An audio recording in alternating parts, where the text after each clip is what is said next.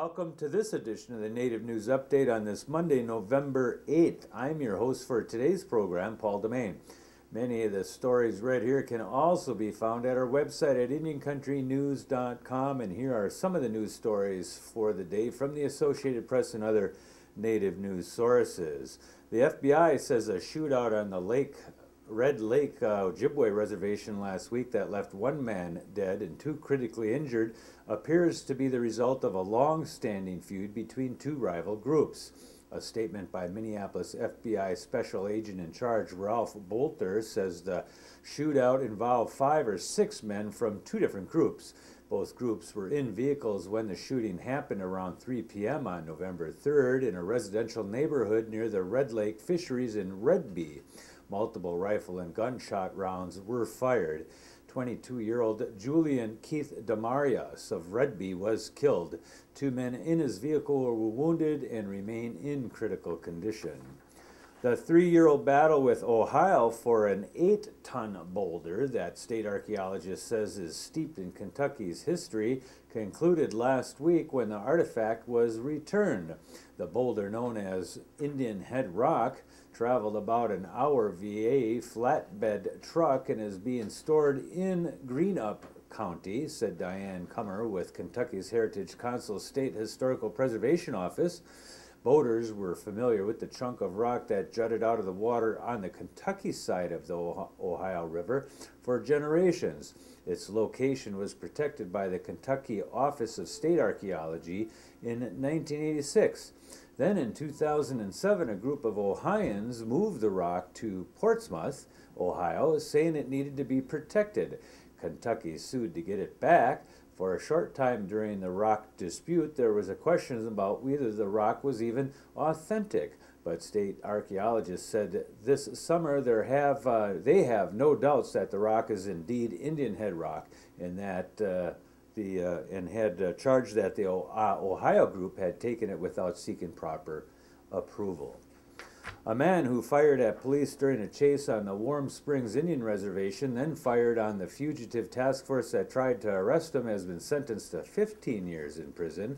The Bend Bulletin of Oregon reports 32-year-old Aldo Antunes pled guilty to 2 counts of attempted aggravated murder and 1 count of attempted murder.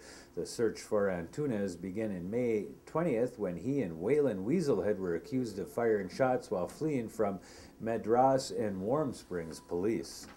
New York State officials deny claims by St. Regis Mohawk leaders who say the Patterson administration has allowed other Mohawks to operate slot machines in violation of the tribe's exclusive gaming rights for northern New York.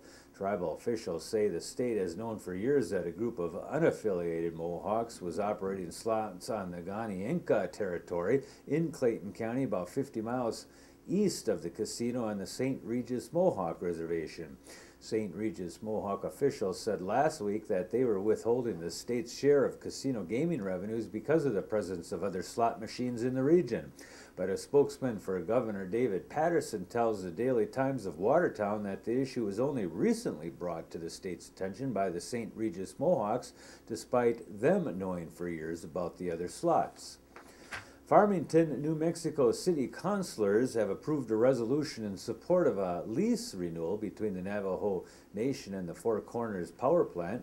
Mayor Tommy Roberts broke a tie last week over the resolution, which backs approval of a 25-year lease between the tribe and Arizona Public Service Company, which operates the coal-fired plant.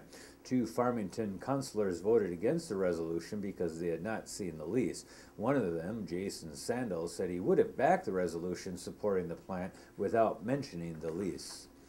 Leo Brisbois has become the first American Indian to serve as a U.S. magistrate judge in Minnesota. The 40-year-old Iron Range native is also only the second American Indian to ever hold the position in the nation.